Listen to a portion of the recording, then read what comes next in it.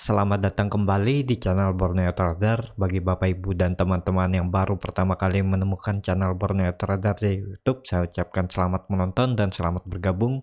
Di video kali ini saya akan menganalisa saham-saham dari sektor properti. Yang pertama ada BES, 2 P1, ketiga BSDE, keempat CTRA, kelima ASRI, keenam SMRA, dan ketujuh APLN. Kita langsung saja ke saham pertama. Ada BES yang di hari Jumat kemarin ditutup terkoreksi 1,3% ke harga 151. Kalau dilihat transaksi asing hari Jumat kemarin net buy.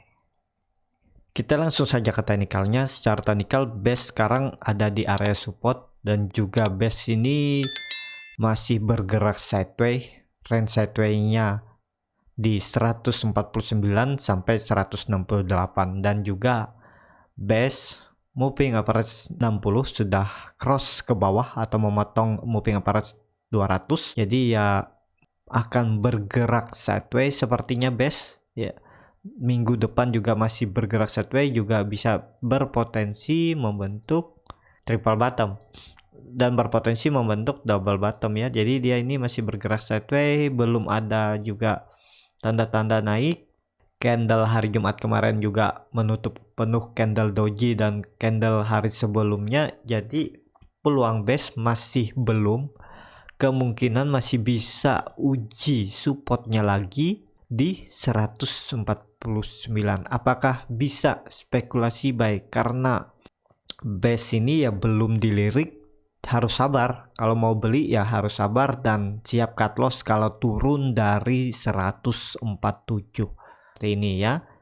Buy di 151, cut lossnya ya mepet aja nih 146 atau 145, sekitar 3,5%, dan target profit terdekat ini aja 158 sampai 159 ya. Jadi range-nya juga cukup sempit ya pergerakan BES ini. Kalau mau bagus BES ini ya kalau sudah di atas 168 bakal cepat larinya. Jadi kalau yang mau beli BES ini kan BES dekat support ya, bisa juga untuk swing trade targetnya ya sampai 168. Nah, risk rewardnya 1:3 dan juga bisa dikatakan ideal, cuman harus sabar, nggak bisa langsung cepat. Kalau BES mungkin seminggu, 2 minggu, bahkan bisa sampai 3 minggu. Jadi yang mau beli ya beli aja dulu, habis itu ya tunggu.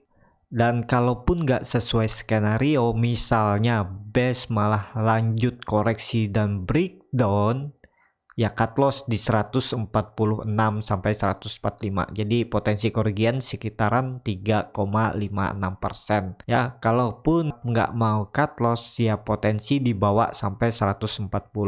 Nih 7% peluangnya ya, peluang kerugian sampai 7%.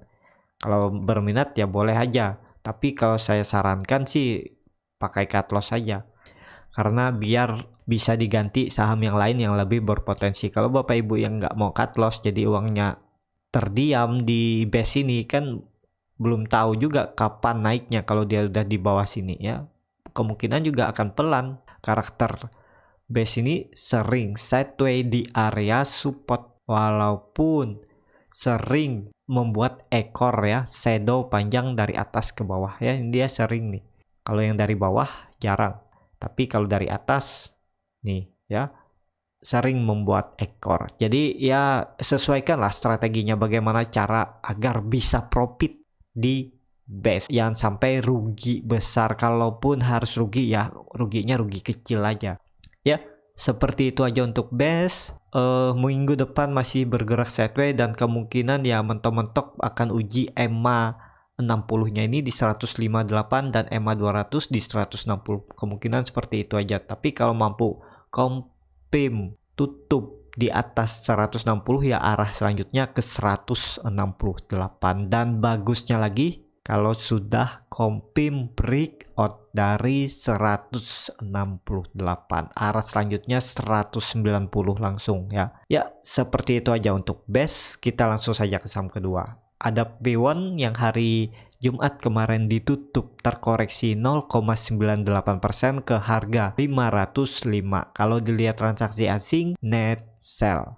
Kalau dilihat dari broker summary-nya, P1 didistribusi. Kita langsung saja ke teknikalnya. Secara teknikal, P1 bisa juga membuat pola dead cat bond.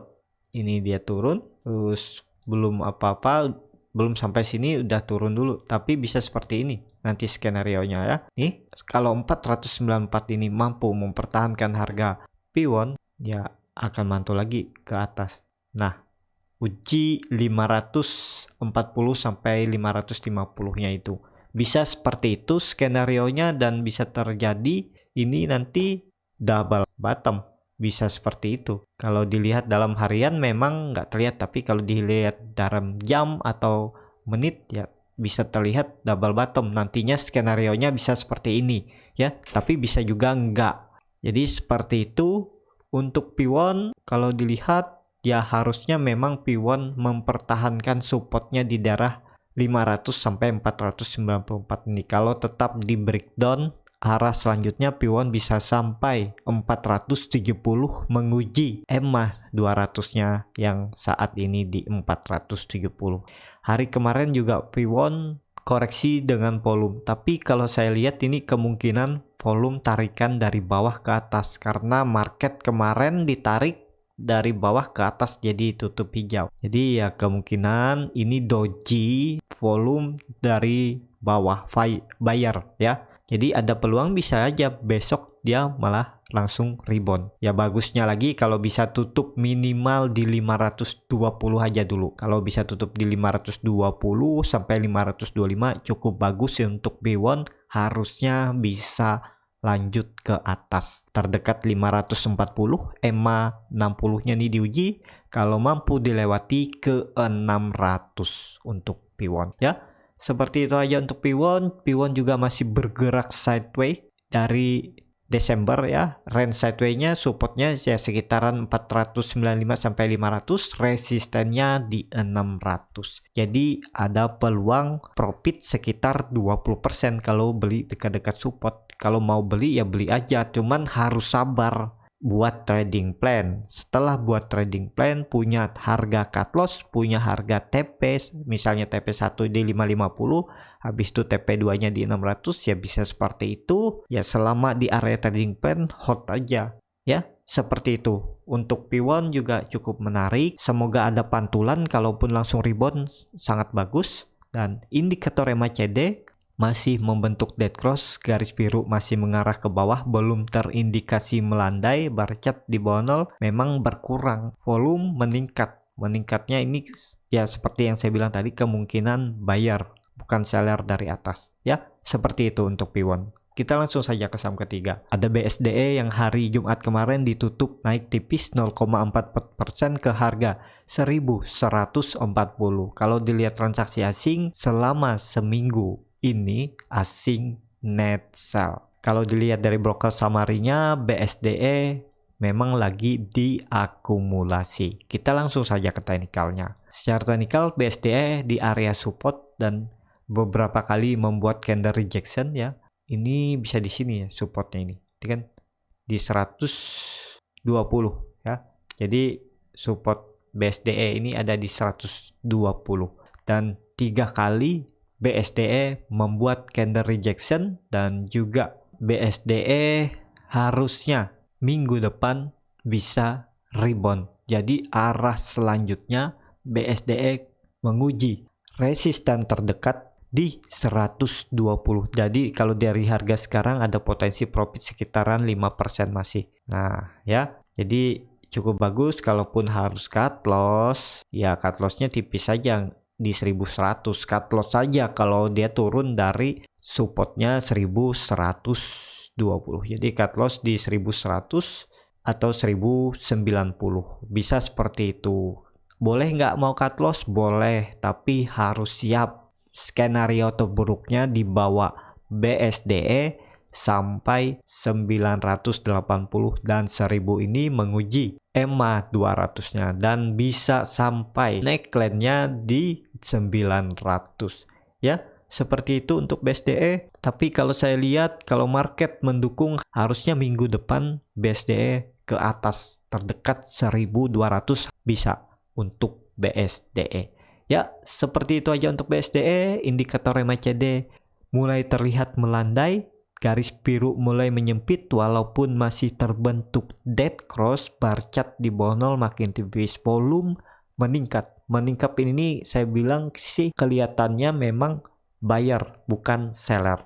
Ya, seperti itu aja. Kita langsung saja ke saham keempat, ada CTRA yang di hari Jumat kemarin ditutup di harga 1150 sama harga penutupannya pada hari sebelumnya.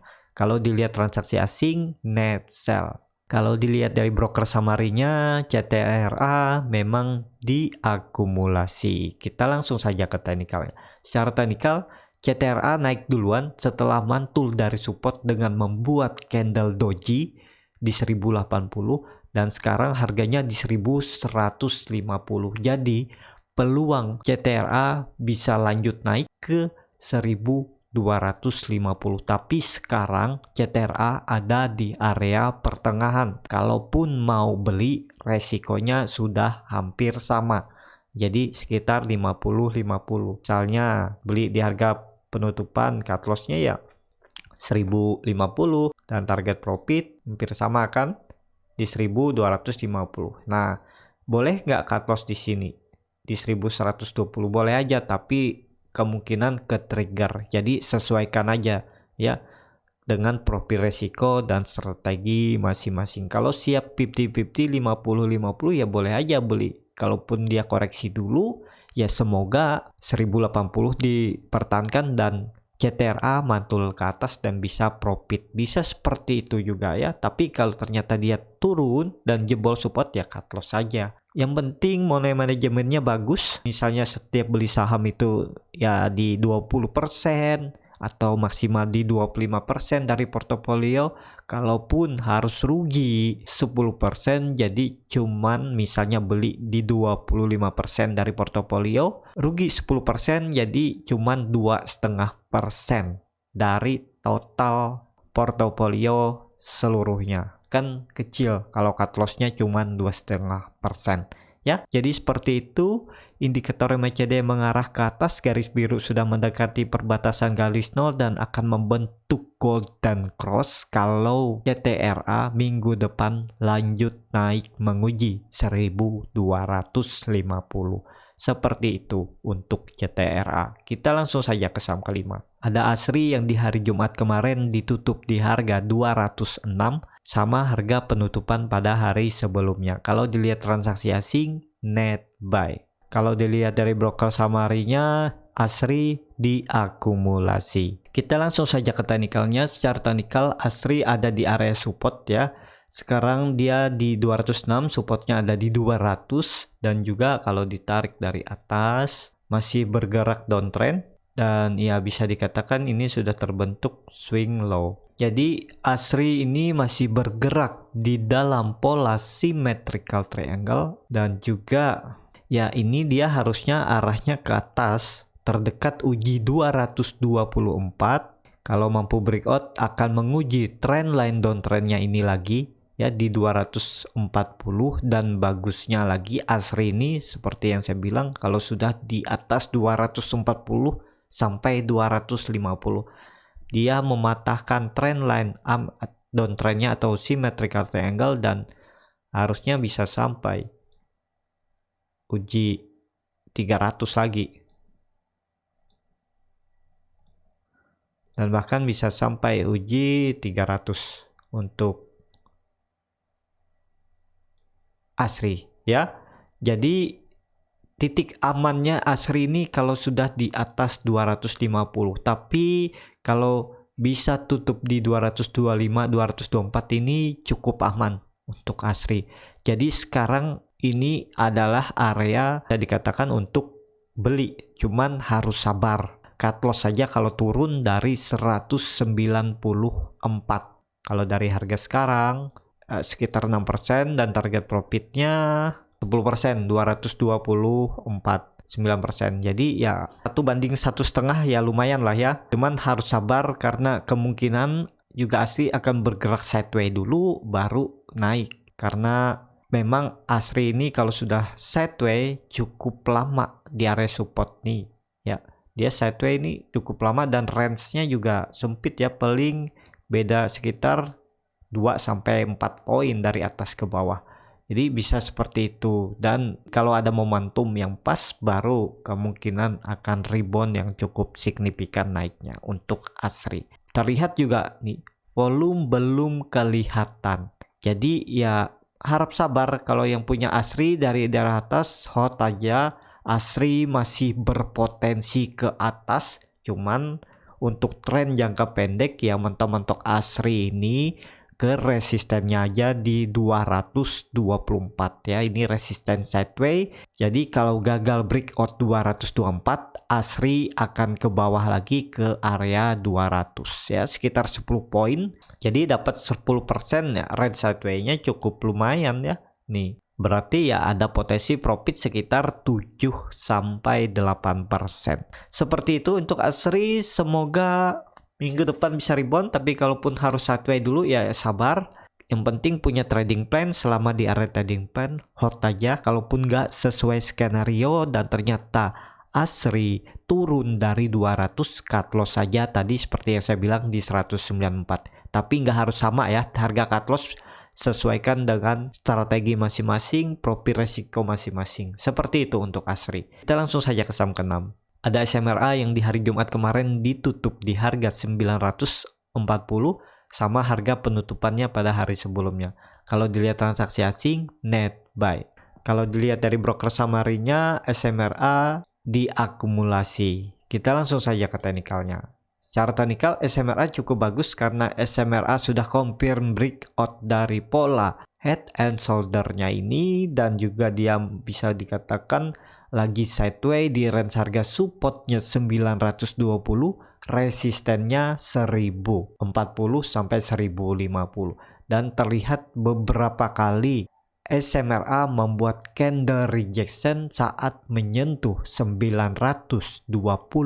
Saat dia juga naik menyentuh 920, dia turun lagi, dan akhirnya saat mampu confirm breakout dia rally sampai 1070. Jadi ini prosesnya SMRA akan ke atas terdekat ke 1000, kalau mampu lewat ya ke 1070. Kalaupun mau beli, cut loss saja kalau turun dari 920. Volume belum kelihatan. Indikator MACD juga masih mengarah ke bawah, jadi perlu masih sabar kalau SMRA kemudian masih aja bergerak sideways minggu depan di range sempitnya ini. Paling-paling mentok 960 terus dia turun lagi, bisa seperti itu. Yang penting punya trading plan. Mau kemana market kita sudah siap untuk SMRA ya. Potensinya ya harusnya mempertahankan 920, tapi untuk naik ke atas perlu momentum. Jadi kalau belum ada momentum ya sabar, kemungkinan juga ya seperti saya bilang tadi bergerak sideways di range sempit, mungkin sekitar 20 poin ataupun di 25 poin. Seperti itu untuk SMRA. Kita langsung saja ke saham terakhir, ada APLN yang hari Jumat kemarin ditutup terkoreksi 1,29% ke harga 152. Kalau dilihat transaksi asing hari Jumat kemarin net buy. Kalau dilihat dari broker summary-nya, APLN diakumulasi. Kita langsung saja ke teknikalnya. Secara teknikal, APLN ya masih di area support dan candle-nya nggak menarik, dan juga saat membuat candle merah ini volume meningkat. Saat naik, coba naik volume kecil. Jadi perlu hati-hati potensi APLN kalau besok melanjutkan penurunan, apalagi tutup di bawah 150, akan mengarah ke EMA 200-nya di 144. Mending kalau untuk APLN wait and see aja dulu, belum menarik, belum ada momentum juga ya, mungkin ditunggu 2-3 candle di hari Senin atau Selasa. Lihat candlenya, kalau mampu tutup di atas 157 cukup bagus, tapi kalau tetap di bawah 150 perlu hati-hati untuk APLN. Ya, seperti itu aja untuk video kali ini di saham-saham properti. Terima kasih untuk teman-teman yang sudah menonton video ini sampai habis. Apabila channel Borneo Trader ini bermanfaat dan bisa menjadi bahan pertimbangan Bapak Ibu dalam membeli, menyimpan, dan menjual sahamnya, bisa klik tombol berlangganan dan nyalakan lonceng notifikasi. Ada kritik, saran, ataupun pertanyaan, bisa langsung tinggalkan di kolom komentar. Bagi Bapak Ibu dan teman-teman yang baru belajar trading, masih bingung memilih saham, bingung membuat trading plan-nya, bingung mengatur portofolio, Bapak Ibu bisa join trading bersama Borneo Trader. Nanti saya pilihkan saham-saham yang berpotensi dan buatkan trading plan-nya. Bapak Ibu tinggal ikutin dan bonus free konsultasi portofolio selama berlangganan. Yang tertarik bisa DM Instagram Borneo Trader, R-nya 2 di belakang. Sampai ketemu di video selanjutnya dan terima kasih.